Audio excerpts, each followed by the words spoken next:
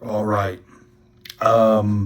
This is in response to a Facebook post that was maybe almost a month ago. I said I would get back and respond, and because time isn't real, and because I have an entirely full life, it got delayed until this moment, partially because I'm a bit of a perfectionist, and full disclosure, I've already started this video and recorded it 3 times. I wanted to do it in the right place, in the right time. This morning, I heard the words of a very wise master. It was repeated to me that said, "Your dojo is wherever you are." Okay. So the Facebook post was asking something along the lines of, what is the one martial arts technique that you have looked at over the years and it has improved and changed? And I answered simply my thrust punch, because I go very frequently to my thrust punch. When I'm talking to students about what can change, what can be simplified, what can be altered, what should be reevaluated, we talk about the thrust punch. In Shaolin Kempo, I'm going to turn this around. Maybe I'm not going to turn this around. Oh no. 2 videos stitched together? Sure. Okay, video number 2. An unassuming wall is my opponent today. In Shaolin Kempo, we are taught 3 punches. Front punch or front to knuckle. Back punch or back to knuckle. Thrust punch. And so then I talk about this thrust punch, right? Sometimes, some schools, the middle 2 knuckles are the point of contact, and then everything else is just happenstantially hitting the target.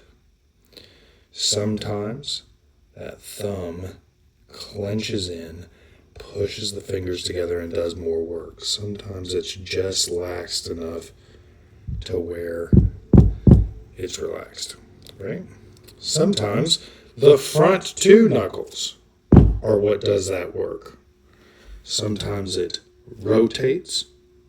Sometimes it rotates. Sometimes it snaps him back, right? But the thrust punch being so versatile, the thrust punch being one of the first moves I learned on my first day in martial arts, May 20th of 1993. And the thrust punch being something that has been with me for more than 32 years, and being something that I can reevaluate. I am currently, in my practice, working on how to do a thrust punch and disrupt more than one direction at a time. Now, what does that mean?